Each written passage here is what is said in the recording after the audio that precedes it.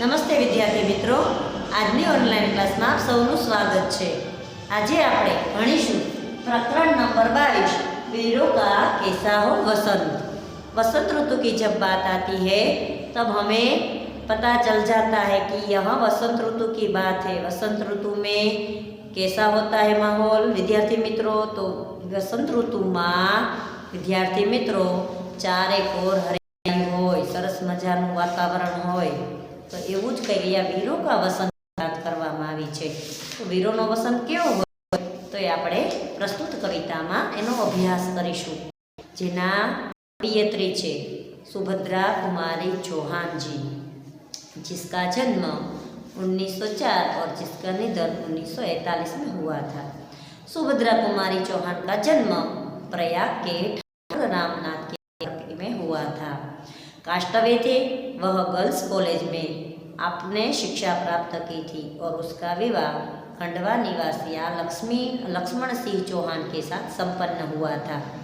सुभद्रा कुमारी चौहान ने कांग्रेस के असहयोग आंदोलन में भाग लेने के लिए अपना अध्ययन बीच में ही छोड़ दिया था और पति को भी देश सेवा में भाग लेने के लिए उसे प्रेरित किया था। सन 1947 को 15 फरवरी को जबलपुर के पास समीप एक मोटर दुर्घटना में उनका देहांत हो गया। सुभद्रा कुमारी चौहान न केवल स्वतंत्र सेनानी रही और उन्होंने साहित्य सृजन में भी विपुल मात्रा में मुकुल की त्रिधारा और अन्य काव्य दिए गए हैं। बिखरे मोती, उन्नादी, सीधे साधे चित्र, मुकुल कहानी संग्रह, उनके सभी पुरस्कार प्रदान रहे हैं। सुभद्रा कुमारी चौहान की भाषा शैली सरल और सुबोध है। प्रस्तुत कविता में वीरों की शूरवीरता की बात की है विद्यार्थी मित्रों। तो वीरों की शूरवीरता ये प्रास्ताविक करके उत्तम काव्य रच सकती है। पूर्व, पश्चिम, उत्तर, दक्षिण और चारों दिशाओं पुकार रही है किसे? वीरों को।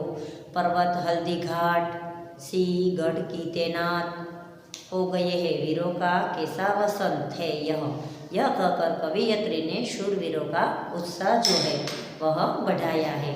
अभी हम देखेंगे वीरों का वसंत कैसा होता है। वसंत ऋतु आप सबने देखी है विद्यार्थी मित्रों।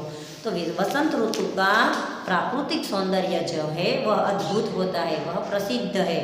प्रकृति का हर रूप ऋतु में निखर उठता है, परंतु वीरों की प्रकृति जो है वह सौंदर्य में उसे रुचि नहीं है। उन्हें तो शत्रु से लड़ने और उन्हें परास्त करने में ही रुचि और रस है, जो अनीति और अन्याय के सिवा कुछ नहीं जानते। उन्हें बाग बगीचे नहीं बल्कि वे स्थान पसंद होते हैं वह जहाँ शौर्य होता है, जहाँ पराक्रम होता है, उसे शौर्य और पराक्रम के फूल खिलने हैं। उसी तरह प्रस्तुत कविता में कवयित्री ने यही बताया है कि वीरों का वसंत होना चाहिए। विद्यार्थी मित्रों, अब हम कविता का सार देखेंगे। चारों ओर एक ही प्रश्न उठता है। कैसा प्रश्न उठता है कि हिमालय जो है पर्वत वह गरजता हुआ सागर और पूर्व पश्चिम दिशाओं का एक प्रश्न है कि वीरों का वसंत कैसा होना चाहिए। तो प्रकृति का आकर्षक रूप है। वसंत ऋतु में सरसों फूली है, कामदेव भी अपना मदिरा लेकर आ पहुँचा है, पृथ्वी भी बहुत आज प्रसन्न है, किंतु वीर पुरुष यानी कि इस कविता का नायक जो है वह इसमें रुचि नहीं रखता। वह तो यह दिखाना चाहता है कि वीरों का वसंत कैसे होना चाहिए। आदि अंत का मिलन। इधर कोयल जो है वह कूक कर रही है, इधर युद्ध के वाद्य बज रहे हैं। एक और रंग है, दूसरी ओर रण है। ऐसा लगता है कि जैसे जीवन के दोनों छोर यानी कि आदि और अंत आज मिलकर पूछ रहे हैं कि वीरों का वसंत कैसा होना चाहिए। अतिथि यह प्रश्न का उत्तर दे सकते।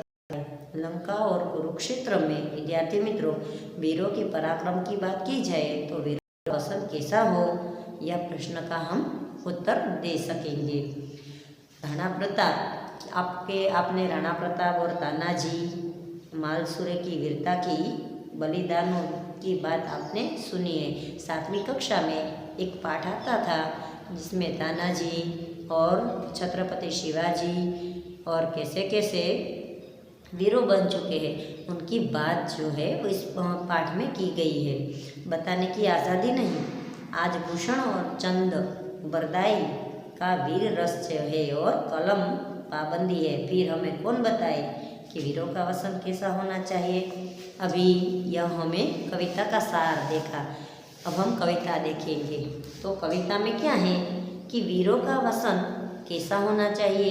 आ रही हिमालय से पुकार है उत्दिक गजराता बार बार, प्राची पश्चिम भूनर अपार, यानी कि चारों ओर से हिमालय की ओर से भी यही पुकार आ रही है कि वीरों का वसंत कैसे होना चाहिए। सब पूछ रहे हैं दिग्दिगंत वीरों का वसंत कैसे होना चाहिए। फूली सरसों ने दिया रंग, मधु लेकर आ पहुँचे अनंग, मधु वसुधा पुलकित अंगम, हे वीर वेश में किंतु कंत, वीरों का हो कैसा वसंत। भर रही कोकिला इधर तान, मरु बाजे पर उधर गान, हे रंग और रण का विधान, मिलने आए हैं आदि और अंत, वीरों का हो कैसा वसंत।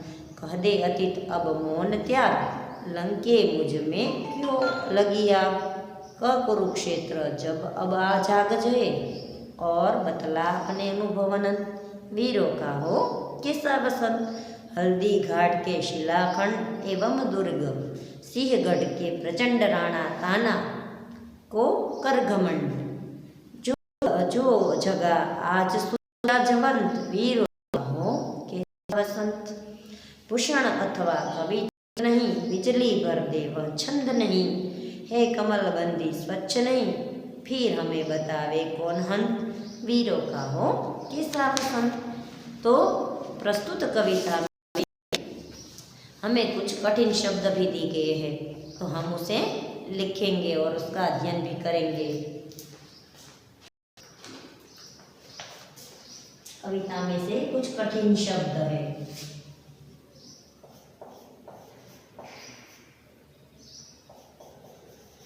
उदधि यानी कि समुद्र, दूसरा जो है वह प्राची, तो प्राची यानी कि पूर्व। नभ, तो नभ तो आप सबको पता है, फिर भी मैं यहाँ लिख रही हूँ, नभ यानी कि आकाश। दिग, तो उसका होगा दिगंत।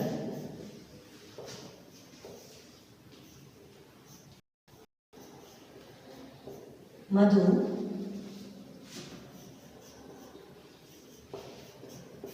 भंवरा, इसे मधुकर भी कहते हैं। वसुधा यानी कि पृथ्वी, अंत यानी कि स्वामी, इसे नाथ भी कहते हैं। मरु यानी कि रेगिस्तान, रेगिस्तान एक प्रदेश है विद्यार्थी मित्र। अतीत यानी कि भूतकाल, और 10वां घमंड यानी कि अभिमान।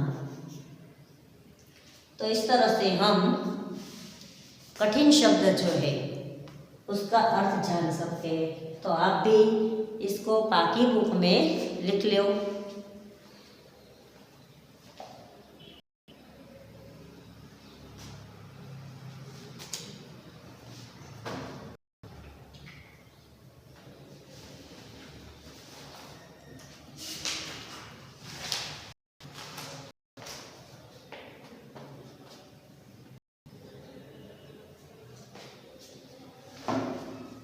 तो आपने लिख लिया होगा।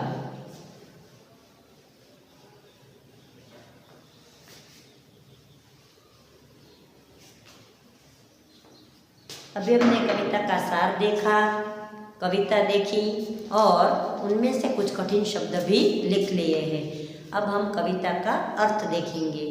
वीरों का हो कैसा वसंत, तो हिमालय जो पर्वत है वह पुकार कर पूछ रहा है, सागर भी गरज गरज कर बार बार यही कह रहा है, पूर्व पश्चिम पृथ्वी आकाश सब यही पूछ रहे हैं कि वीरों का वसंत कैसे होना चाहिए। अभी दूसरी में, फूली सरसों, सरसों के फूल आ गए हैं। सरसों का वृक्ष आप सबने देख लिया, तो खेत में जो सरसों होते हैं उनमें पीले रंग का फूल आते हैं, तो सरसों में फूल आ गए हैं। उनसे वातावरण जो है वह पीला रंग का हो गया है। कामदेव अपनी मदिरा लेकर आ पहुँचा है। पृथ्वी भी नववधु जैसी सजकर आज प्रसन्न हो रही है। परंतु नायक जो है यानी कि वीर पुरुष जो है उसमें दिलचस्पी नहीं है। वह वीर वेश धारण करके यह बताना चाहता है कि वीरों का वसंत कैसा होना चाहिए। भरी रही वसंत, कोयल ताने भर भर कर कूक रही है और इधर युद्ध के बाजे बज रहे हैं। एक और वसंत का रंग है तो दूसरी ओर युद्ध की तैयारी। एक और वसंत का रंग है तो दूसरी ओर किसकी तैयारी है विद्यार्थी मित्रों? युद्ध की तैयारी। ऐसा लगता है जैसे आदि और अंत के रूप में जीवन को दो पहलू मिल जाए और पूछ रहे हैं कि वीरों का वसंत कैसा है, कैसा होना चाहिए। कह दे अतीत, हे अतीत यानी कि भूतकाल, अब तुम चुप मत रहो। वीरों के वसंत के असली रूप के बारे में तुम बता दो। हे लंके, तुम भी बता दो कि तुम हनुमान ने आग क्यों लगाई थी। हे कुरुक्षेत्र, तुम भी जाग कर बता दो कि महाभारत का युद्ध क्यों और कैसे हुआ था। तुम सबको बता दो कि वीर का वसंत किस तरह हुआ था। हल्दी घाट के पत्थरों और सिंहगढ़ के मजबूत किले जो है, तुम महाराणा प्रताप और तानाजी के स्वाभाविक को याद करके अपने समय को याद करो, फिर उसे ताज़ा कर दो और बता दो कि वीरों का हो कैसा वसंत होना चाहिए। भूषण अथवा चंदबदराय जैसे वीर कवि नहीं है, ऐसे छंद भी नहीं है जिन्हें सुनकर लोगों की बिजली भर जाए। उनके अतिरिक्त हमारी कलम पर भी पाबंदी लगी है, खुलकर कुछ लिखना भी संभव नहीं है। दुर्भाग्य है, फिर हमें कौन बताए कि वीरों का कैसा वसंत होना चाहिए। अभी हम उसका काव्य का गुजराती भावार्थ देखेंगे। ગુજરાતીમાં આપણે જોઈએ તો આ કાવ્યનો છે એ અર્થ એવો થાય કે વીરોનો વસંત એ કેવો હોવો જોઈએ, વીરોની વર્ષા ઋતુ કેવી હોવી જોઈએ। આપણી તો આપણને ખબર છે કે આપણી વર્ષા ઋતુ જે છે એ વર્ષા ઋતુમાં આપણે વાતાવરણ છે એ કંઈક અલગ જ પ્રકારનું બની જાય છે, લીલુંછમ બની જાય છે અને વૃક્ષો જે છે એના પર ફળ અને ફૂલ પણ લાગી જાય છે। પરંતુ અહીંયા વીરોની વસંત કેવી હોવી જોઈએ એ તમને કાવ્યમાં કહ્યું છે। તો હવે હું તમને ગુજરાતીમાં કાવ્યનો ભાવાર્થ સમજાવવા જઈ રહી છું કે હિમાલય છે એ પોકારી રહ્યું છે, સાગર છે એ ગરજીને વારંવાર પૂછી રહ્યો છે, જ્યારે પૂર્વ પશ્ચિમ પૃથ્વી આકાશ બધા પૂછી રહ્યા છે વીરોની વસંત કેવી હોવી જોઈએ। સરસવ પર આવી ગયા છે, તેનાથી વાતાવરણ કેવું બની ગયું છે એકદમ પીળું। વિદ્યાર્થી મિત્રો, તમે જ્યારે ખેતરમાં સરસવના ખેતર જ્યારે નિહાળો ત્યારે તમને વાતાવરણ એકદમ પીળાશ લાગશે, કારણ કે સરસવ ઉપર પીળા રંગના ફૂલો લાગેલા હોય છે। કામદેવ પોતાની મદિરા લઈને આવી પહોંચ્યો છે। પૃથ્વી પણ નવવધુની જેમ સજીને બની રહી છે. નાયક એટલે કે કાવ્યનો નાયક વીર પુરુષ, એને આમાં રુચિ નથી. એને તો વીર વેશ ધારણ કરવો છે અને એ તો બધાને બતાવવા ઈચ્છે છે કે વીરોની વસંત કેવી હોવી જોઈએ. આ બાજુ કોયલ શાંતિથી કુહુ કુહુ કરી રહી છે, જ્યારે પેલી બાજુ યુદ્ધના વાજા વાગી રહ્યા છે. એક બાજુ વસંત ઋતુનો રંગ છે તો બીજું બાજુ યુદ્ધની તૈયારી કરવાનો રંગ છે, એટલે કે યુદ્ધની તૈયારી ચાલી રહી છે એમ લાગે છે. આદિ અને અંત સ્વરૂપના જીવનના બે છેડા મળવા આવે છે અને પૂછી રહ્યા છે કે વીરોની વસંત કેવી હોવી જોઈએ. હે ભૂતકાળ, હવે તું ચૂપ ન રહીશ અને વીરોને વસંત ઋતુનું અસલી રૂપ તું બતાવી દે. હે લંકા, તું પણ બતાવી દે, તારામાં હનુમાને આગ શા માટે લગાડી હતી.